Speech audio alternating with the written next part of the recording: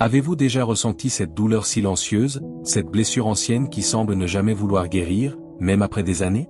Peut-être qu'en surface, vous fonctionnez, mais au fond de votre cœur, une fragilité persiste, comme une fissure dans un vase précieux.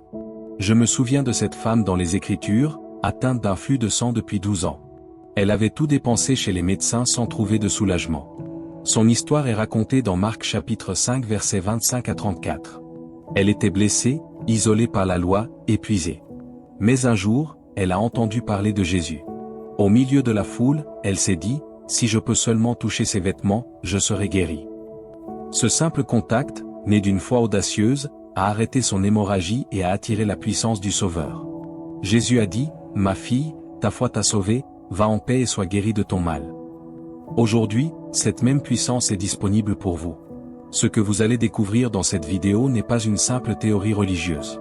C'est un secret choc réservé aux élus, à ceux qui osent croire que Dieu peut encore intervenir de manière surnaturelle. Il veut guérir vos blessures les plus profondes, celles que vous cachez même à vos proches, et vous revêtir d'une puissance surhumaine pour vivre une vie victorieuse. Si votre cœur aspire à une libération totale et à une force nouvelle, vous êtes au bon endroit.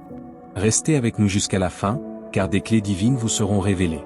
Avant de plonger, si vous croyez que Dieu peut tout changer, abonnez-vous à la chaîne pour plus de révélations divines, appuyez sur le bouton like si cette vidéo vous touche, et laissez vos vœux ou témoignages en commentaire pour partager avec la communauté.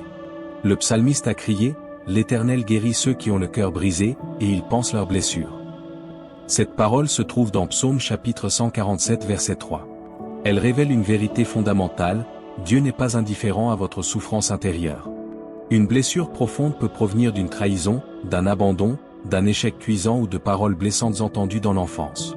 Ces douleurs façonnent souvent nos réactions, nos peurs et nos limitations. Marcher dans la guérison divine commence par reconnaître ses plaies devant Dieu, sans faux semblant. Dans votre quotidien, cela signifie prendre un temps de silence et d'honnêteté dans votre prière. Au lieu de simplement réciter des requêtes, présentez-lui la douleur spécifique. Dites, « Seigneur, voici la blessure que je porte à cause de cet événement. Je te la montre. » Cette démarche n'est pas un signe de faiblesse, mais un acte de foi qui ouvre la porte à son intervention. La parole de Dieu agit comme un baume sur ces souvenirs douloureux.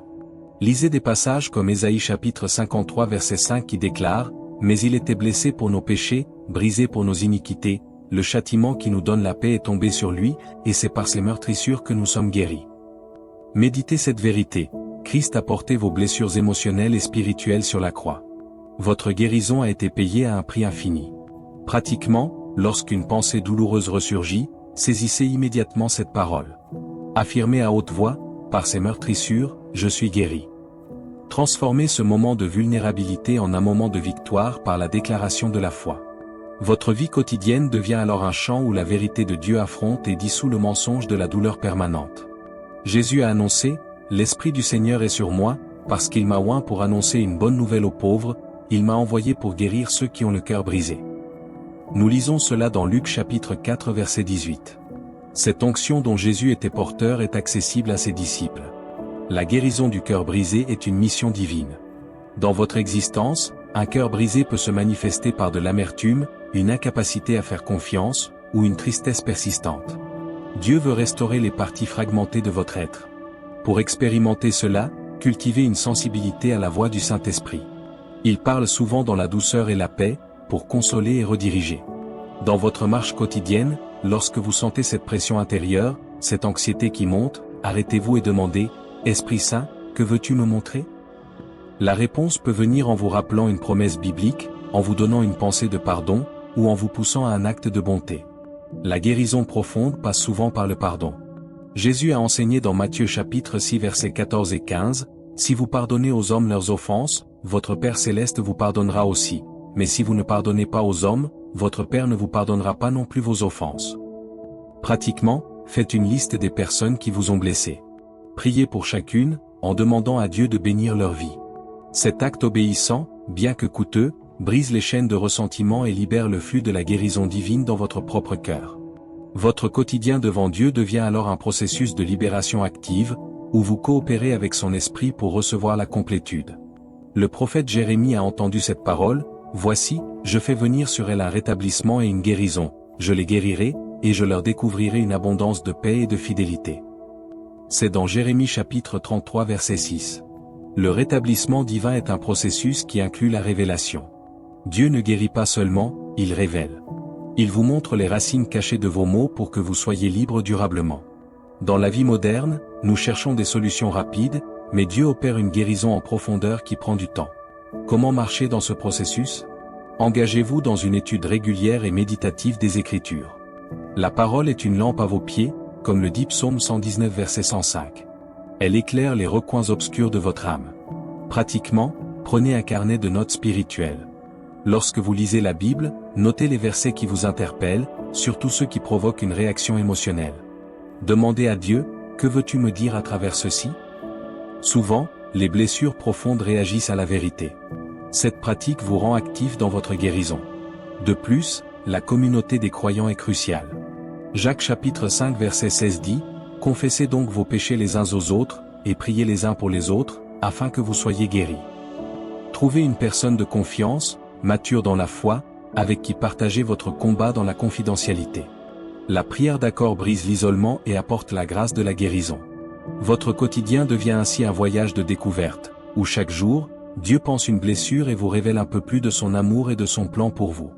L'apôtre Paul a écrit, « Mais nous avons ce trésor dans des vases de terre, afin que cette grande puissance soit attribuée à Dieu, et non pas à nous. » Cette affirmation se trouve dans la seconde épître aux Corinthiens chapitre 4 verset 7. Le trésor, c'est la gloire de Christ en nous. Le vase de terre, c'est notre humanité fragile, avec ses fissures et ses faiblesses. La puissance surhumaine dont nous parlons n'est pas une force égoïste pour dominer, mais la manifestation de la vie de Christ à travers nos limites. Dans votre vie de tous les jours, vous pouvez sentir que vos capacités sont insuffisantes face aux défis. Dieu veut combler cet écart par sa puissance. Comment y accéder? Par la dépendance constante. Jésus a dit, « Je suis le CEP, vous êtes les sarments. Celui qui demeure en moi et en qui je demeure porte beaucoup de fruits, car sans moi vous ne pouvez rien faire. » C'est dans Jean chapitre 15 verset 5. La première pratique est donc de demeurer. Cela signifie maintenir une connexion consciente avec Dieu tout au long de la journée. Avant de commencer votre travail, dites une courte prière d'abandon. Dans les moments de stress, murmurez son nom. Cette habitude transforme votre routine en une communion vivante. La puissance surhumaine se manifeste souvent par une paix inexplicable au milieu du chaos, une sagesse surnaturelle pour prendre des décisions, ou une endurance au-delà du raisonnable. Pour la recevoir, il faut aussi obéir aux instructions divines, même lorsqu'elles semblent illogiques. Souvenez-vous de Naaman, dans le 2e livre des Rois chapitre 5, qui a dû se plonger cette fois dans le Jourdain pour être guéri de sa lèpre.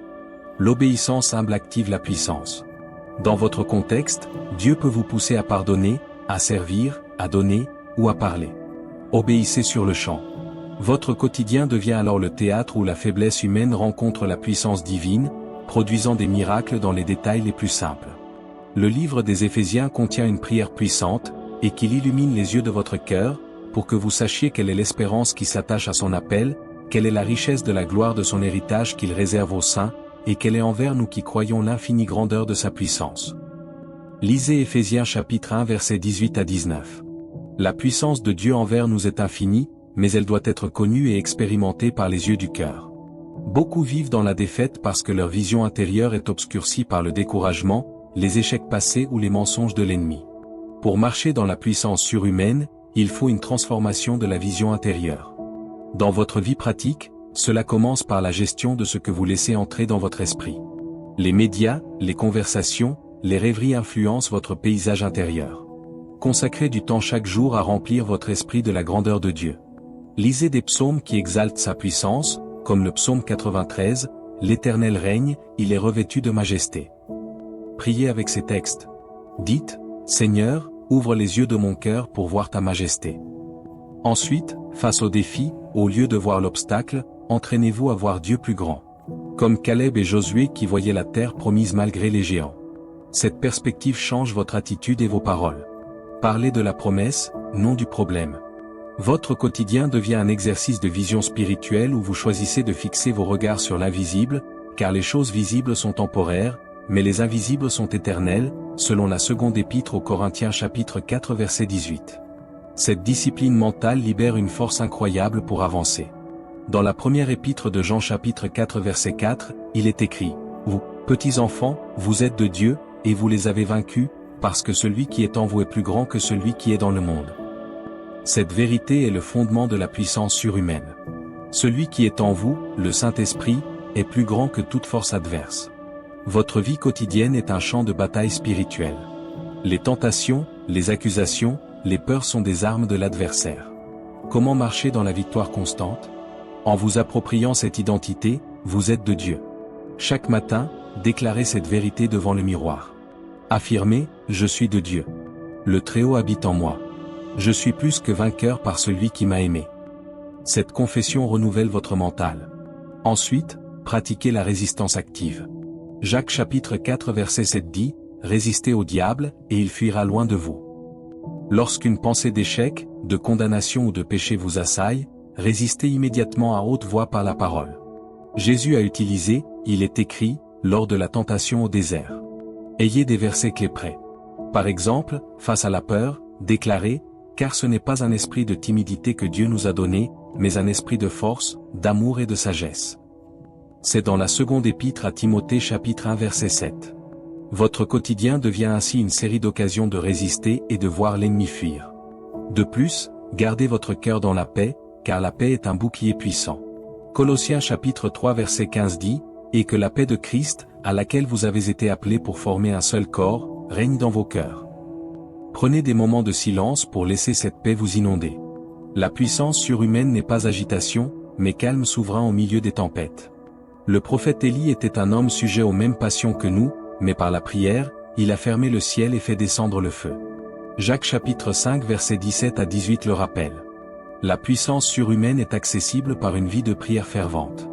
Dans votre existence moderne, chargée et distraite, cultiver une prière efficace est essentiel. Jésus a dit, « Tout ce que vous demanderez avec foi par la prière, vous le recevrez. » Matthieu chapitre 21 verset 22. La foi est la clé. Comment développer une prière qui déplace les montagnes? Premièrement, soyez persévérants. L'histoire de la veuve et du juge inique dans Luc chapitre 18 nous enseigne à toujours prier sans nous lasser. Fixez des moments spécifiques pour la prière, mais aussi priez sans cesse, comme le conseille la première épître aux Thessaloniciens chapitre 5 verset 17. Transformez vos trajets, vos attentes, en moments de conversation avec Dieu. Deuxièmement, priez selon la volonté de Dieu. La première épître de Jean chapitre 5 verset 14 assure, « Nous avons auprès de lui cette assurance, que si nous demandons quelque chose selon sa volonté, il nous écoute. » Comment connaître sa volonté? En connaissant sa parole. Vos requêtes doivent s'aligner sur ses promesses. Par exemple, priez pour la guérison car c'est sa volonté, selon la première épître de Pierre chapitre 2 verset 24. Troisièmement, priez avec action de grâce. Philippiens chapitre 4 verset 6 dit, « Ne vous inquiétez de rien, mais en toute chose faites connaître vos besoins à Dieu par des prières et des supplications, avec des actions de grâce. » Remerciez d'avance pour la réponse. Votre quotidien devient un laboratoire de prière où vous voyez Dieu agir dans les grands et petits domaines, libérant sa puissance pour transformer vos circonstances. L'apôtre Pierre a marché sur l'eau tant qu'il a fixé son regard sur Jésus. Ce récit dans Matthieu chapitre 14 versets 22 à 33 nous montre que la puissance surhumaine opère lorsque nous concentrons notre attention sur le Christ. Dans la vie quotidienne, les vagues des soucis, des pressions financières, des conflits relationnels menacent de nous submerger. Comment garder les yeux sur Jésus? Pratiquement, cela nécessite une discipline du regard intérieur. Commencez votre journée par une contemplation de Christ. Lisez un passage des évangiles qui décrit ses actions, ses paroles. Méditez sur sa bonté, sa puissance, sa fidélité. Durant la journée, lorsqu'une vague de peur surgit, arrêtez-vous immédiatement et dites, « Jésus, tu es ici avec moi. Je fixe mes yeux sur toi. » Cette pratique brise le pouvoir de la tempête. De plus, comme Pierre, vous pouvez avoir des moments où vous doutez et commencez à enfoncer. La clé est de crier comme lui, « Seigneur, sauve-moi. » Jésus a immédiatement tendu la main. Dans vos échecs, ne vous condamnez pas. Criez à lui, il est proche. La puissance surhumaine se manifeste aussi dans la capacité à faire ce qui est humainement impossible, comme marcher sur l'eau. Dieu peut vous appeler à entreprendre un projet audacieux, à pardonner une offense monumentale, à témoigner dans un milieu hostile. Fixez-vous sur lui, pas sur l'impossibilité. Votre quotidien devient une aventure où vous apprenez à marcher par la foi, pas par la vue. Cette focalisation constante sur Christ transforme votre caractère, vous rendant plus semblable à lui, et libère sa puissance à travers vous. Dans l'Ancien Testament, David a déclaré devant Goliath, « Tu marches contre moi avec l'épée, la lance et le javelot. Et moi, je marche contre toi au nom de l'Éternel des armées. » Premier livre de Samuel chapitre 17 verset 45. La puissance surhumaine vient du nom de l'Éternel. Dans votre vie, vous affrontez des géants, la maladie, la dette, la solitude, l'addiction. Ces géants se moquent de vous et vous intimident. Comment les vaincre? En utilisant le nom de Jésus. Philippiens chapitre 2 verset 9 à 10 dit, « C'est pourquoi aussi Dieu l'a souverainement élevé, et lui a donné le nom qui est au-dessus de tout nom, afin qu'au nom de Jésus tout genou fléchisse. » Pratiquement, lorsque vous faites face à un défi, autorisez-vous à parler avec autorité au nom de Jésus. Dites à la maladie, « Au nom de Jésus, je te commande de partir. » Dites à la peur, « Au nom de Jésus, je te rejette. » Cette autorité n'est pas magique, elle découle d'une relation vivante avec Christ. Pour l'exercer, vous devez être soumis à Dieu, comme le dit Jacques chapitre 4 verset 7. Soumettez-vous donc à lui chaque jour. De plus, comme David, utilisez les armes que Dieu vous a données. Pour David, c'était une fronde et des pierres. Pour vous, ce sont les armes spirituelles, la parole, la prière, la foi, le salut. Éphésiens chapitre 6 verset 10 à 18 les décrit. Revêtez-vous chaque jour de cette armure par la prière. Votre quotidien devient un champ de bataille où vous avancez avec confiance, sachant que le nom que vous portez est invincible. Les géants tombent, non par votre force, mais par la puissance de son nom. Jésus a promis, « En vérité, je vous le dis, celui qui croit en moi fera aussi les œuvres que je fais, et il en fera de plus grandes, parce que je m'en vais au Père. » Jean chapitre 14 verset 12. Cette parole est stupéfiante, faire de plus grandes œuvres. Cela inclut la guérison des blessures profondes et l'exercice d'une puissance qui transforme les vies. Pour entrer dans cette réalité, la condition est de croire. La foi n'est pas un sentiment, mais un acte de confiance qui s'appuie sur la fidélité de Dieu. Dans votre marche quotidienne, comment développer cette foi? Romains chapitre 10 verset 17 dit, « Ainsi la foi vient de ce qu'on entend, et ce qu'on entend vient de la parole de Christ. » Saturez-vous de la parole. Écoutez des enseignements bibliques, lisez, méditez. La foi grandit à mesure que vous connaissez Dieu. Ensuite, mettez votre foi en action. Comme Pierre qui a dit au boiteux, « Je n'ai ni argent, ni or, mais ce que j'ai, je te le donne. Au nom de Jésus-Christ de Nazareth, lève-toi et marche. » Actes chapitre 3 verset 6. Dans votre sphère d'influence, vous avez quelque chose à donner. La parole de foi, un acte de bonté, une prière. Osez prier pour les autres, croyant que Dieu agira. Commencez par votre foyer, vos amis. La puissance surhumaine se manifeste souvent à travers un amour audacieux. Votre quotidien devient une opportunité de faire les œuvres de Jésus. Consoler, guérir, restaurer. Ne sous-estimez pas l'impact d'un mot prononcé avec foi, d'une main tendue avec amour. Ces actions, inspirées par l'Esprit, ont un pouvoir surnaturel pour briser les chaînes et apporter la lumière dans les ténèbres. L'apôtre Paul a expérimenté une écharde dans la chair, une faiblesse persistante. Il a prié 3 fois pour qu'elle parte, mais le Seigneur a répondu, « Ma grâce te suffit, car ma puissance s'accomplit dans la faiblesse. » Deuxième épître aux Corinthiens chapitre 12 verset 9.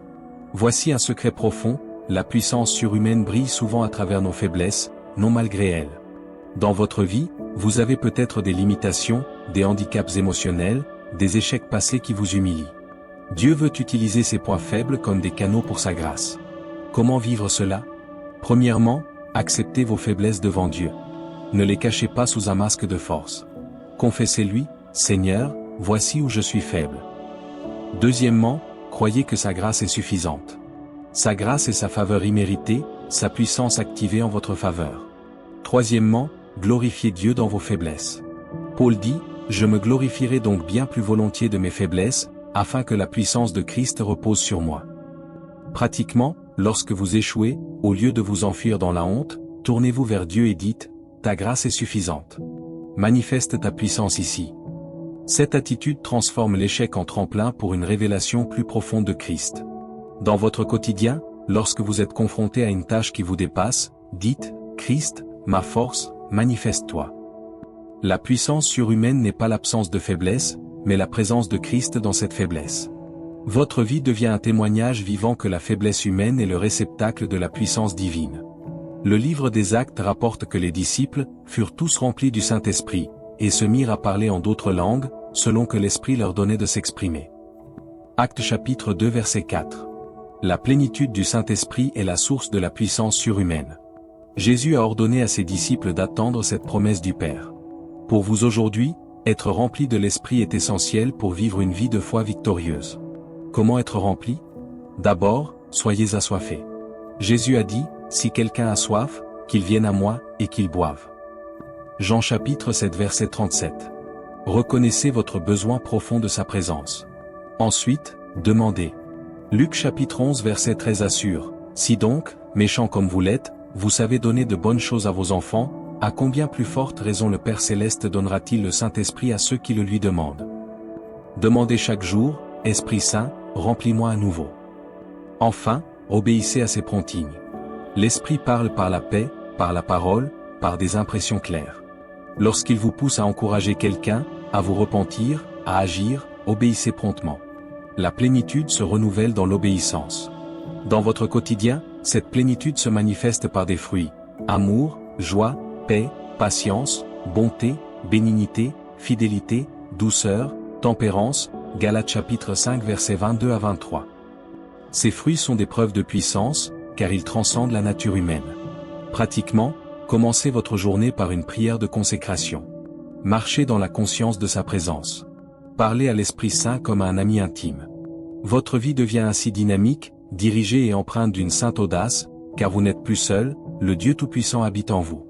Josué a reçu cette exhortation, fortifie-toi et prends courage, car c'est toi qui mettras ce peuple en possession du pays que j'ai juré à leur père de leur donner.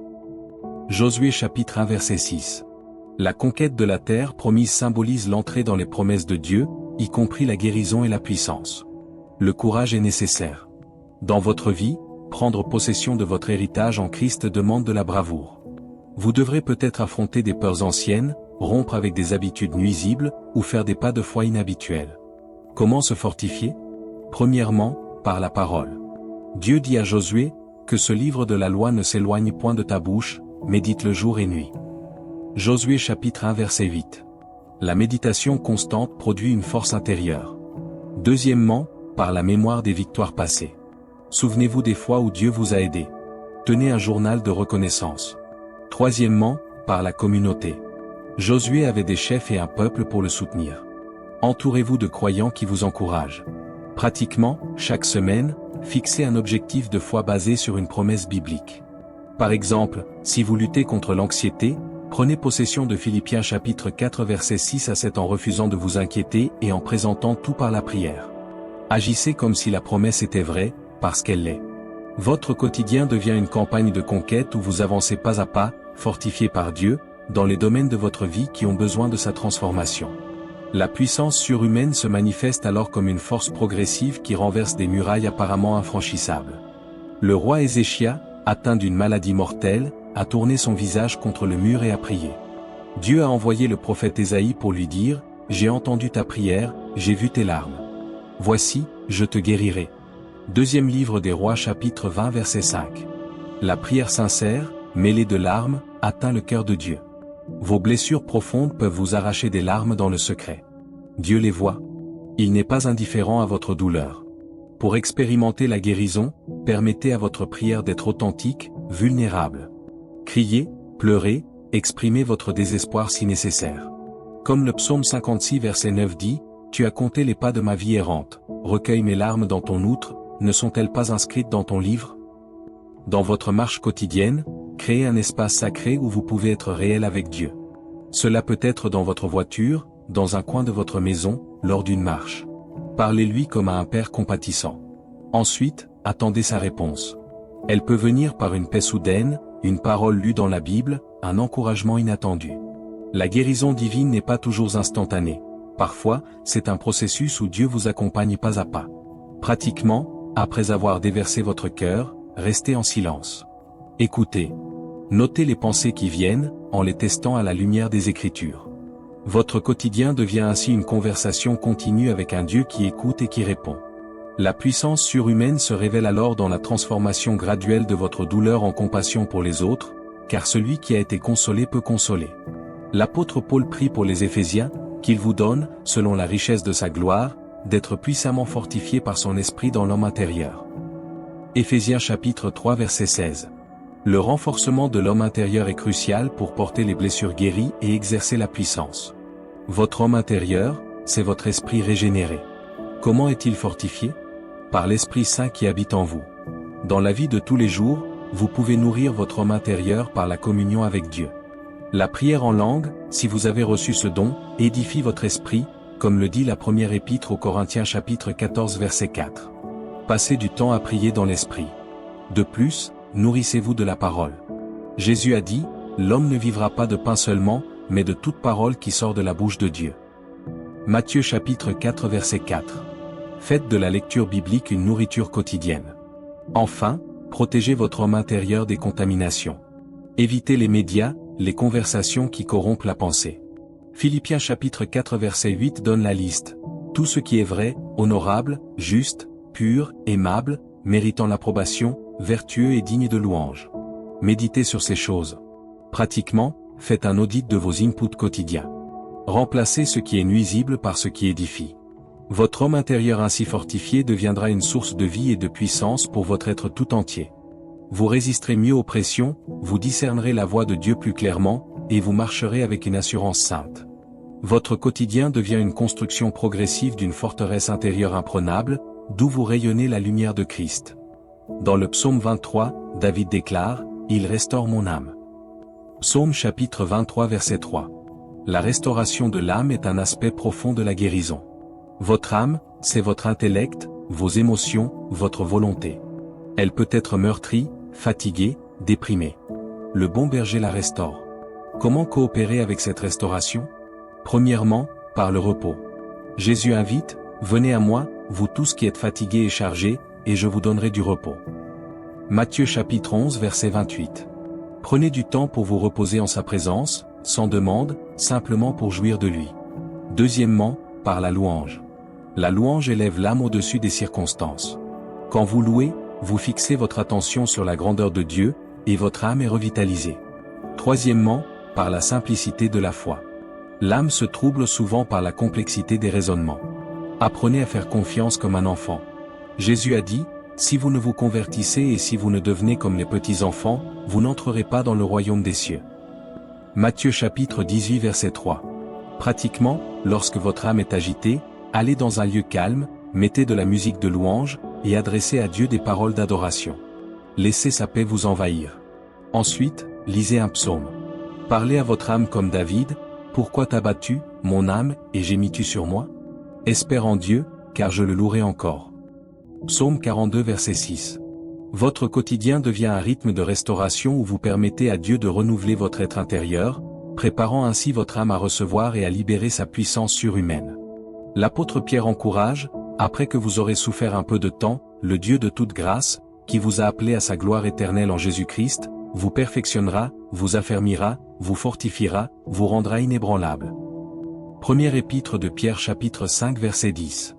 La souffrance, qu'elle soit due aux blessures passées ou aux épreuves présentes, a un but dans le plan divin, votre perfectionnement. Dieu utilise tout pour vous affermir. Dans votre vie, lorsque vous traversez des difficultés, rappelez-vous cette promesse. Il vous fortifiera et vous rendra inébranlable. Comment collaborer à ce processus? En restant ferme dans la foi. Ne laissez pas les circonstances ébranler votre confiance en la bonté de Dieu. Ensuite, croyez qu'il travaille pour votre bien, comme Romains chapitre 8 verset 28 l'affirme. Pratiquement, tenez un journal de foi où vous notez comment Dieu vous soutient dans l'épreuve. Cherchez les leçons, les croissances caractérielles. La puissance surhumaine se manifeste souvent par une stabilité incompréhensible au milieu des tempêtes. Vous devenez comme un arbre planté près d'un courant d'eau, qui porte du fruit en sa saison, dont le feuillage ne se flétrit point, comme décrit dans Psaume chapitre 1 verset 3. Pour cela, enracinez-vous profondément dans la parole. Votre quotidien devient un chemin de maturation où chaque épreuve, avec l'aide de Dieu, vous rend plus fort, plus résilient, et plus apte à accomplir votre destinée avec une puissance décuplée. Jésus a dit à un paralytique, « Lève-toi, prends ton lit, et marche. » Jean chapitre 5 verset 8. Cet homme était infirme depuis 38 ans. Sa guérison a été immédiate et totale. Parfois, la guérison des blessures profondes et l'infusion de puissance surviennent par un commandement de Jésus. Il parle encore aujourd'hui par son esprit et sa parole. Pour entendre ce commandement, il faut être à l'écoute. Dans votre vie quotidienne, comment discerner sa voix? Jésus a dit, « Mes brebis entendent ma voix, je les connais, et elles me suivent. » Jean chapitre 10 verset 27.